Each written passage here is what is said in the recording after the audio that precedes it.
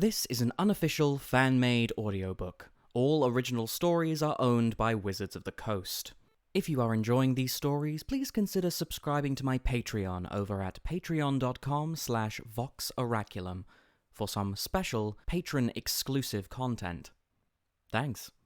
On with the story. Elspeth picked up her pace to match Koth's, both moving as quickly as the debris-strewn platform allowed. Nahiri's sacrifice had moved them closer to their goal. It had also slowed them, save for Kaya, considerably, since tripping on the rubble would mean a long fall into the depths of the layer. The hole in the pristine sky above them was still visible, a jagged wound in the porcelain perfection of this place, boiling with every colour of Phyrexia. They hurried through a war, and while no one could have called them untouched by its horrors, for the moment, they were too small to attract attention. Elspeth shot a venomous glance at the warriors overhead. "Just you wait," she thought, as fiercely as she could. "You'll regret what you've done to us." They wouldn't. She knew that. Even if everything went perfectly from here, even if they plucked an impossible victory from this chaos, Phyrexia wouldn't regret destroying Mirrodin. They weren't made for regretting things. Phyrexia moved for the greater good and glory of Phyrexia, and in the end, that was all that mattered. All would be won, or nothing would exist at all. The high bridge where they'd landed seemed too delicate to have withstood the impact of such a massive piece of Sheoldred's Colosseum. Even if the bridge would have normally been sturdy enough, the nature of their arrival would have lent them even more weight, the magnitude of Nahiri's sacrifice sending them plummeting into the fathomless white depths. Glancing over the edge, Elspeth could see further into the layer below than seemed entirely possible. A lattice of alabaster platforms spanned the spaces all around them, connected by long bridges of crimson sinew. After the tarnished necrogen wastes of the dross pits, this place reminded Elspeth of blood splashed across the white sands of Theros, sullying what should have been pristine. Koth, Melira, and the goblin engineers were born Mirrans. The planeswalkers were strangers here. But this was Mirrodin. This was their plane, not Phyrexia's, no matter how much the glistening oil transformed it. They should never have looked out of place in their own homeland. Clusters of buildings rose from platforms in the latticework like organic sculptures, blending the sleek curve of machined metal with the organic roughness of bone and sinew. Everything was red against white, a whole plane made over in Elesh Norn's image, like some terrible dream. For all that the bridges were clearly designed to provide easy passage to multitudes of Phyrexians, they were empty, save for the Phyrexians themselves. The battle raging above them was too far away for even the echoes to drift down to them. They might as well have been alone. A faint song filled the air instead, as if the very structures sang to them, a Phyrexian hymn of horrors. "Nahiri made a huge sacrifice, for us," said Koth. "We have to keep moving, to honor the ending she chose." "She was infected," said Elspeth.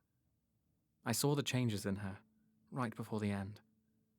There's no way she hadn't realized what was happening.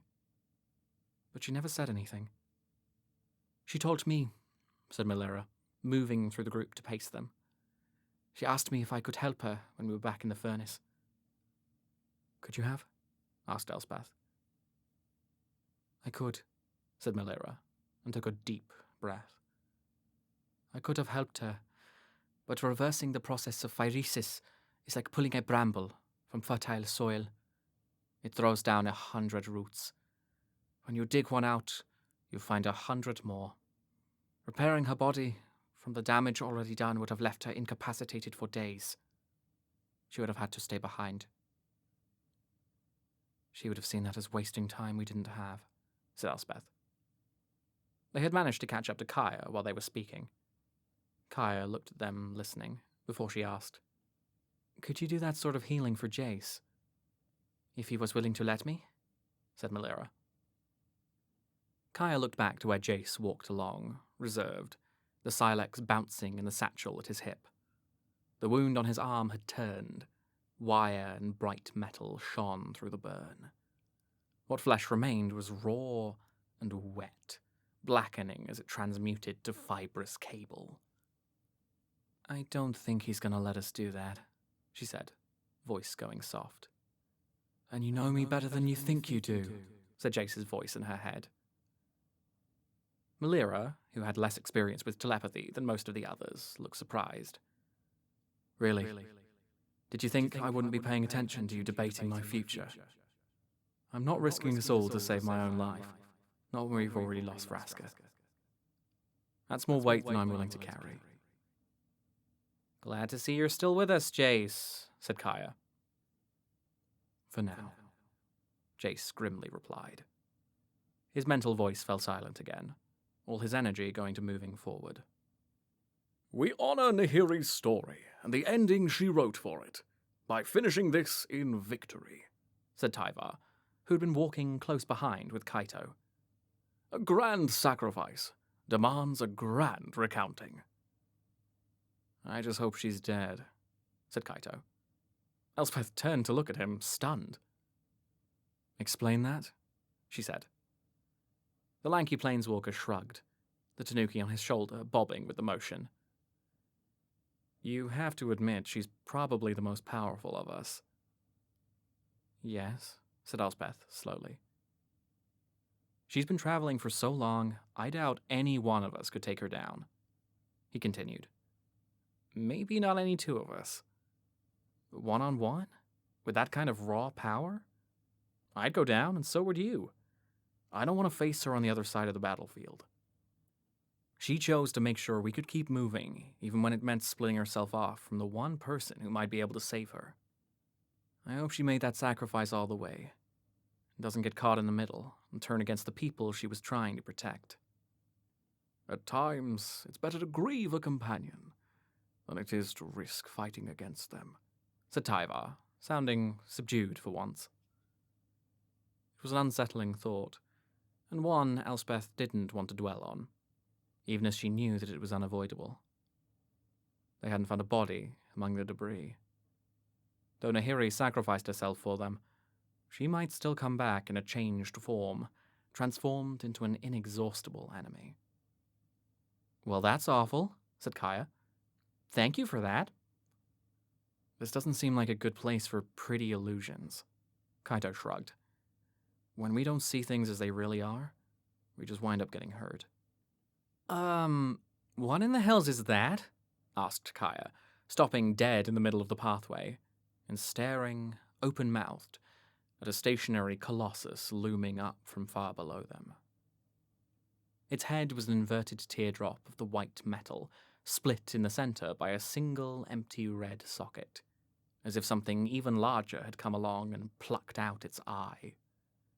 The form of its body was hunched and elongated, making it all but impossible to draw comparisons between it and any more ordinary body form. It was neither insectile, nor reptilian, nor humanoid, or built along any other predictable plan. All of it was cast in red and white, making it an almost perfect match for the landscape. Before Kaya drew her attention to it, Elspeth had taken it for another monumental building. Elesh Norn doesn't like to give up what she thinks belongs to her, said Koth darkly. She has her favorites, the ones who serve her best or fight her the most fiercely, ossified, turned to bone and added to the fair Basilica. He pointed to the statue. We should still be careful. I've seen structures like this become animated and kill Mirrans who got too close. So, this could be a statue, or it could be a Phyrexian that was going to strike as soon as they moved closer. Its position put it alongside the bridge, a looming threat. Elspeth grimaced, gripping the hilt of her sword. Can we move to a safer bridge? Asked Kaito. Not if we want to reach Elesh Norn's altar, said Koth. From there, we can access the Mycosynth Gardens. That's where we get access to the seed core, and that's where she's planted her realm breaker. That's where we have to go. I still fail to understand how she could have planted even a mockery of a world tree, said Tyvar. The scope of the fair Basilica stole some of the presence from his normally resonant voice, making him sound reduced. They were all reduced here.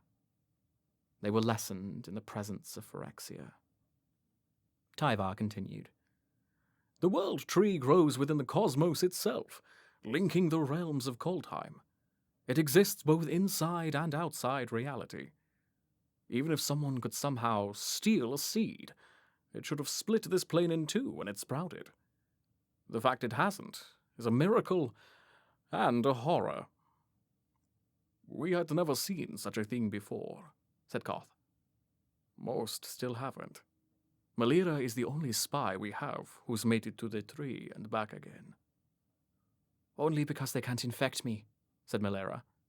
Everyone who'd gone into the gardens with me and survived long enough to make it out succumbed before we could make it home. Norn's tree is planted below in the seed core, where she imprisoned Karn.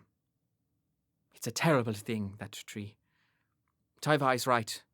To look at it, you'd think it would split the plane in two.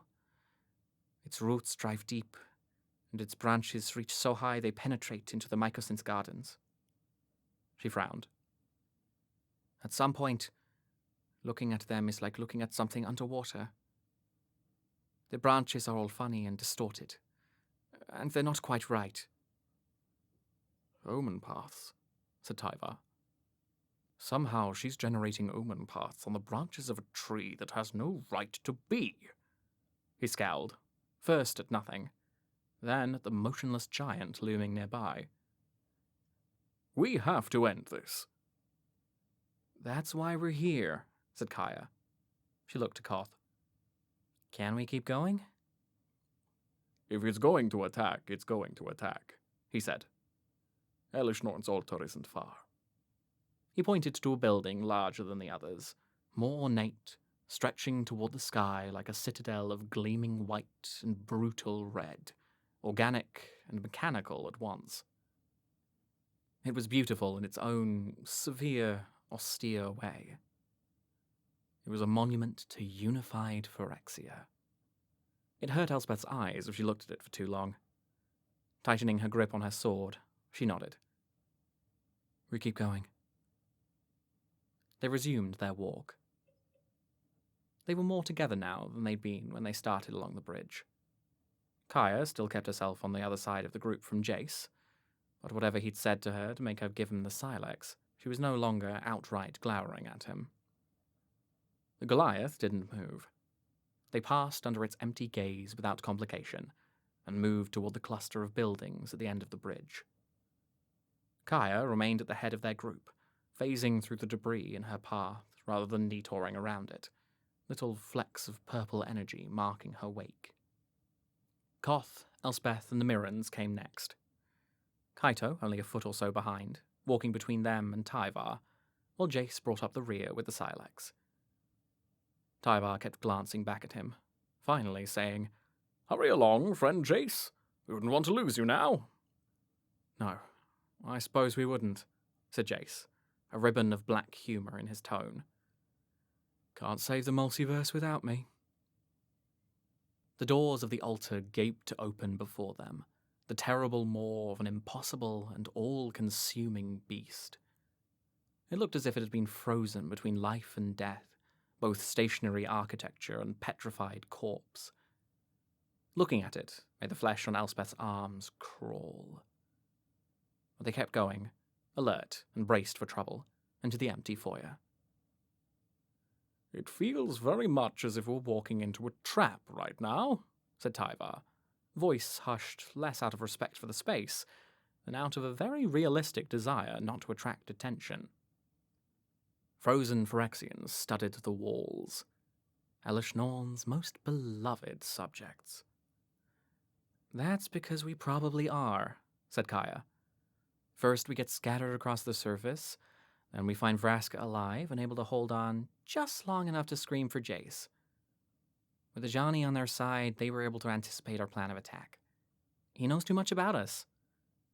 This Elesh Norn you keep invoking sounds smart enough to use him against us. Smart, yes. All-knowing, no, said Melira. Her forces are distracted by the rebellion. We have to keep moving. They pressed deeper into the silent building, passing columns made of motionless bodies, walls that wept ivy-like trails of sinew, and boasted row upon row of horrifically human-looking teeth, and 1,000 other Phyrexian nightmares. The fair Basilica knew no end. They were going to see it all. The winding staircase from the fair Basilica down into the Mycosynth Gardens was accessed via a chamber below Elesh Norn's throne. It, too, was unguarded, and the planeswalkers clustered together as the feeling of moving into a trap grew stronger. Tyvar fingered his piece of glimmervoid metal, waiting for the moment when he would need to convert his body to the harder, more resilient substance. Conserving his magic for the moment when it would be needed was harder than he would have expected. His place just made him want to stay armored at all times. They were heroes, all, grand allies in the fight against a terrible enemy, and he was glad beyond measure that his story had led him to their side. In the stories, the greater the losses, the greater the victory to follow. But it was hard to remember that now, under the weight of Phyrexia and the future. At the base of the stair was a platform of shining blue metal, a small slice of the fair Basilica that extended into the sphere below. The stairway they had used to descend was an enclosed column behind them, stretching back upward to the distant ceiling. The column's first half, closest to the fair Basilica, was white metal. As it approached the ground, it gave way to steely bluish grey, becoming oddly textured, almost pebbled. Kaya blinked, raising her hand as if to touch the wall. No, said Melira harshly. Kaya looked at her in surprise, lowering her hand. Melira relaxed slightly and explained. It's mycosynth. That's how Phyrexia took us in the first place. They invaded Mirrodin's heart and sent their infectious spores cascading through everything we were. Kaya glanced at the wall again, then stepped closer to Koth and his explosives team. Good to know. Forgive me, Melira, but I see no tree, said Tyvar. Jace groaned. The group whipped around to see him clutching his stomach, split skin parting farther as the writhing metallic veins beneath fought for dominion over the tissues of his body. He managed to straighten, eyes glowing faintly blue as his voice echoed in their heads. Melira said we sought the seed core. We must go deeper. Deeper, said Koth. Yes. Elesh Norn forbids access to the seed core. But there is still a way, said Melira. Elesh Norn can't pass through solid matter like your friends here.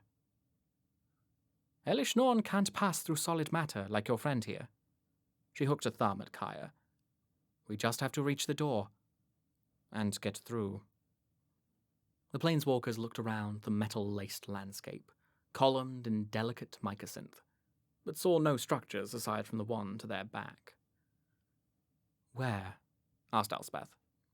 This way, said Melira, and set out across the rough ground. The others followed her, careful to avoid the mycosynth pillars, sticking close together to avoid surprises. He led them to a piled-up structure of fungal strands that twisted into a mimicry of entrails, as if some great beast had been gutted here. Gesturing to the pile, Melira said, The gateway into the seed core. It infects anything it touches. I guess Elesh Norn figures any Mirren strong enough to get this far deserves the honor of completion. Luckily, I'm immune to phyresis. Even the glistening oil doesn't stick to me for long. As she moved closer to the pile, it heaved, pulsing, before opening into a terrible hole into the darkness, ringed with waving tendrils. An entrance masquerading as a monster anemone. The tendrils reached out, almost caressing her, and left a sheen of glistening oil behind. She wiped it away as she turned back to the rest. Koth frowned. Most of us don't have your specific resistance, Melira. We'll have to blow the ground. Why are we messing with it? That loses us any cover we have, said Kaito. Isn't there another way down? I may have another way, said Tyvar. He held up his piece of glimmervoid metal. In the Colosseum, Kaito removed Phyrexian oil from my skin before it could work its way inside. If he can clean the oil quickly enough, I could spread my magic through the lot of us while we pass through the seed core. It will have to be quick. Transmuting this many people is a feat even I won't be able to maintain for long. But it should lend us a measure of protection, enough for Kaito to do his part. I can do it, but this stuff resists my telekinesis, and it's going to give me a major headache, said Kaito, stepping into position. Melira frowned. I suppose we can try, she said. How does this work? Just give me a moment, said Tyvar. None of you will be able to access your own magic while mine lays across you, but that only means we move quickly. Kaito looked alarmed. How am I supposed to clean the oil off if my magic is out of reach? The halo you took before should protect enough for a few seconds, said Koth. We can buy you that much. Kaito nodded, and the group coalesced around Tyvar, who took a deep breath. The smell of green growing things swirled around them, cutting through the oily fungal scent of mycosynth. Of the group, only Kaya recognized it as the smell of Kaldheim air. Metal began to spread across Tyvar's skin, slowly at first, then faster and faster, until his body was a glimmervoid metal sculpture. The metal continued to spread, covering them all without difficulty. Jace was the last to be fully transformed, the injury on his arm appearing to almost resist the process, as if Phyrexia wasn't willing to yield its hold for even a moment. When the process was done, Tyvar held up his hand and said, We move! They proceeded as a group into the caressing mass of tendrils, which brushed their hardened skins and left streaks of oil behind, but didn't attack. Ahead of them was a narrow hall that ended in an open vestibule connected to what looked like a single bridge. They hurried on, not wanting to find the limits of Tyvar's magic before they had cleared the hall. At the end, they emerged not into the terrible Phyrexian landscape they had all become accustomed to, but into something vital and alive, and even more horrific because it was growing. Tyvar looked to Kaito. Kaito nodded, and Tyvar released the spell. The glimmervoid metal melted away, leaving more flesh once more, skin glistening with oil. Kaito rolled his shoulders, and the oil lifted away from their bodies, coalescing into a ball that lobbed itself off the edge of the bridge. Thanks, said Kaya. Hey, Tyvar, good show. Tyvar? He didn't respond. He was staring at something in the distance, stepping toward the bridge with eyes wide and cheeks gone pale. Kaya turned and beheld the Phyrexian world tree. Realmbreaker. It was clear that Elesh Norn had cultivated, nurtured, and corrupted it. Its bark was made of the white porcelain metal they'd seen above, and where growth had opened fissures in its surface, vivid, agonized red gleamed through.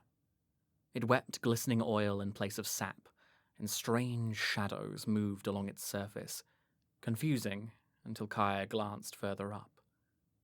Long white oblongs hung in the air near the highest branches of the impossible tree, fading partially into the distorted distance as they reached for the blind eternities. Invasion ships, said Koth grimly. They're almost ready.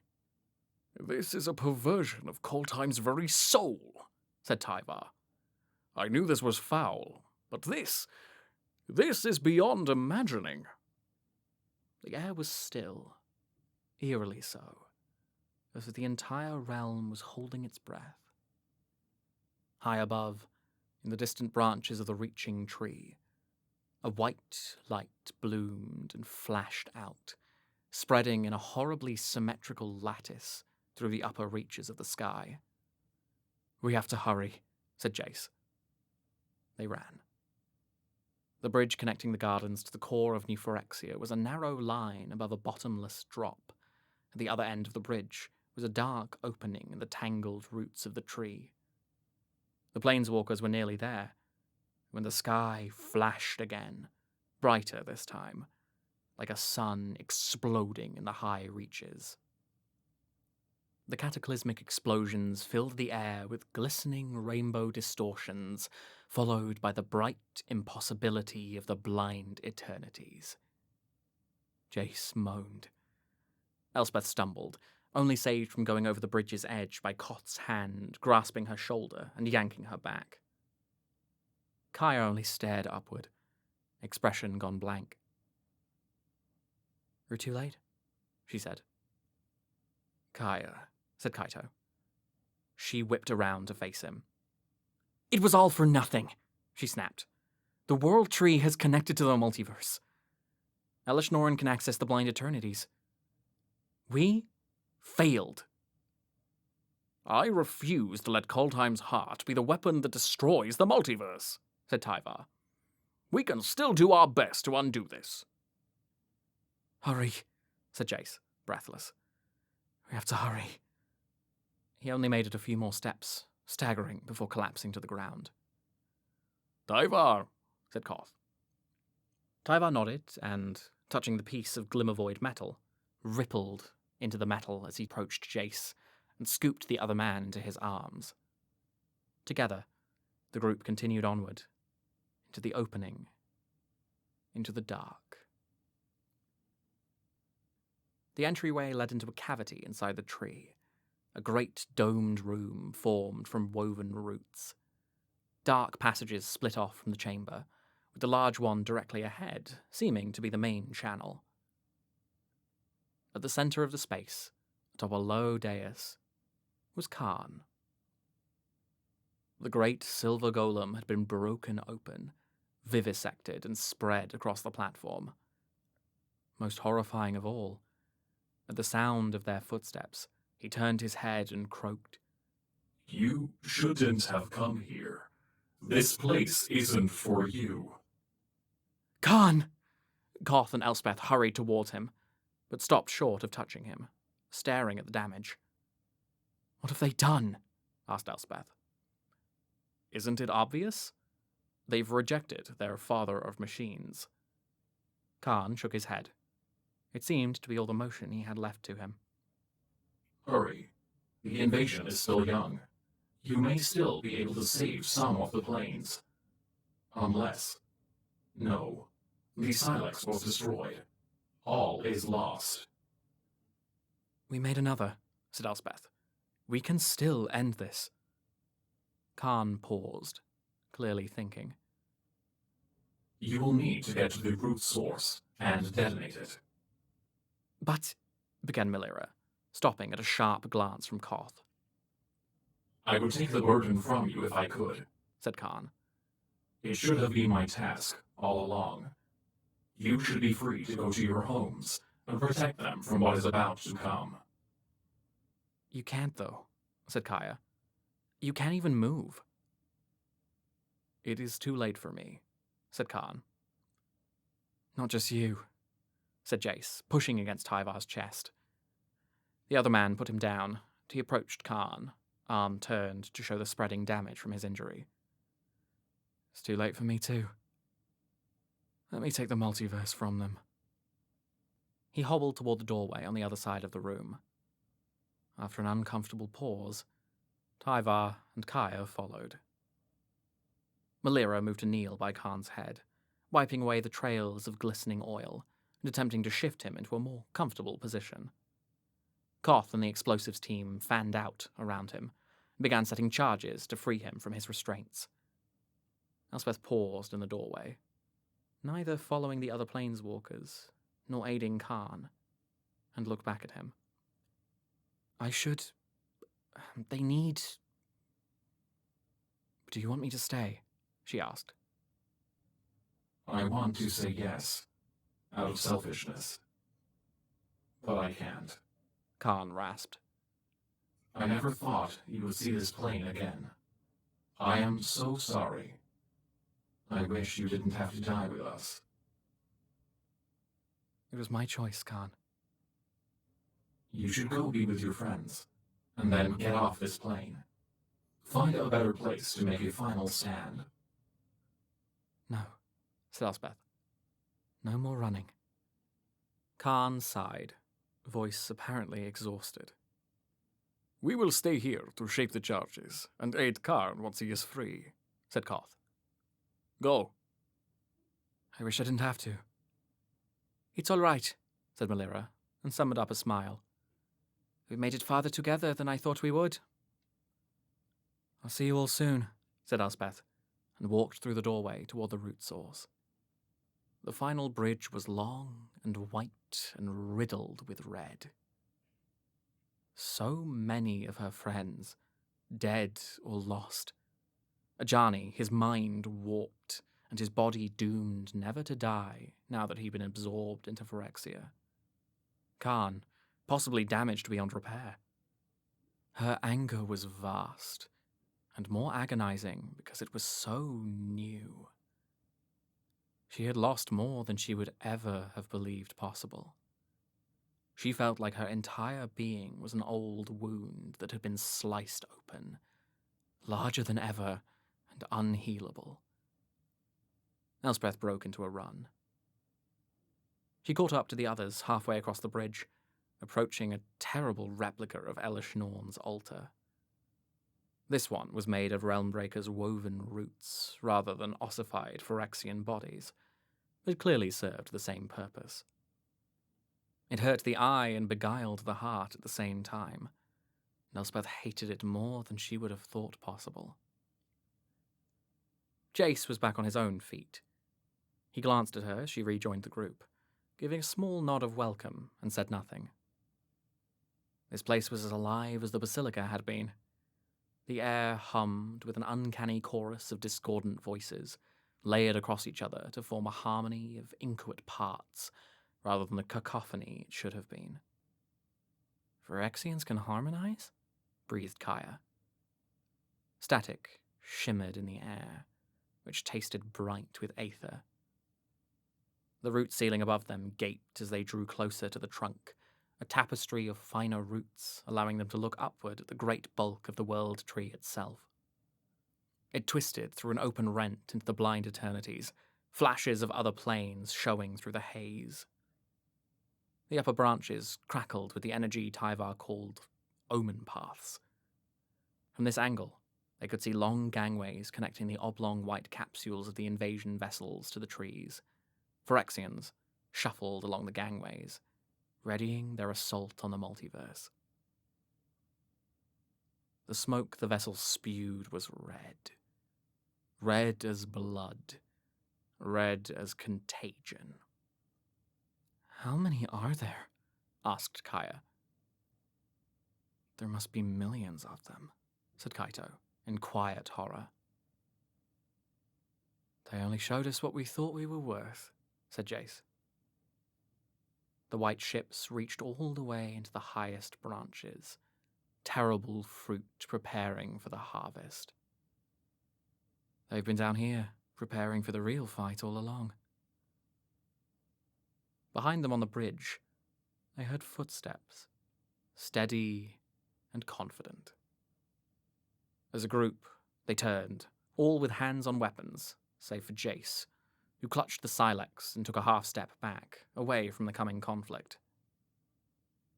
There, walking toward them as calmly as if this were a pleasant afternoon meeting in a park, came Ajani and Tybalt, but not as they had known them. Ajani wore a suit of metallic red and white armor that appeared to have grown out of his body. It echoed the fair Basilica, marking him as one of Elesh Norn's creatures. He carried a massive double-headed axe, the blades reversed in her honor. Seeing her mentor draped in the livery of her greatest enemy made bile rise in Elspeth's throat, but not nearly as much as the smile that spread across his face at the sight of her. "Welcome," He called, and his voice was the same as it had always been. "Elspeth, my dear. It's wonderful to see you again. I'm so glad you survived to join me." I'm not here to join you, she spat, bringing her sword around in front of herself and gripping it tightly. I'm here to stop you. "Why would you want to do that?" He asked, with honest curiosity. "Now we can be together forever, perfect and harmonious. No more differences, no more conflict, no more pain. You will be home. We'll have the peace we've always sought. All will be one." Never, Elspeth said. Beside him, Tybalt was a nightmare of bony plates and protrusions, connected by raw, braided sinew, recognizable as himself only through the smirk on the remaining fleshy portion of his face. His tail, always bifurcated at the tip, had split all the way to the base, and now terminated in two wicked stingers that dripped glistening oil onto the root path behind him. "You were a monster in cold time, and now you finally look the part," said Tyvar, surprisingly calm. "Little princeling, too stupid to know when to be afraid," sneered Tybalt. "You were always going to end at my hand." "Kaito, see the others to their destination," said Tyvar, not taking his eyes off Tybalt. "Elspeth and I will handle the vermin." Tyvar? "Go!" snapped the elf, without turning. "These fights were predestined as ours to win. The skulls will sing of the stand we make today, but only if someone survives to tell our story. Go!" "If you say so," said Kaito, and waved a sad, forced goodbye as he turned to offer his arm to the limping Jace, guiding him toward the doorway at the back of the room. Kaya followed, with one last regretful look, and the three vanished, leaving Tyvar and Elspeth alone with their transformed enemies. "Very well then," said Tyvar, almost formally. "Shall we engage?" Ajani roared as Elspeth leapt toward him, and Tybalt lunged for Tyvar as glimmervoid metal rippled along the hero's skin, and the battle was joined.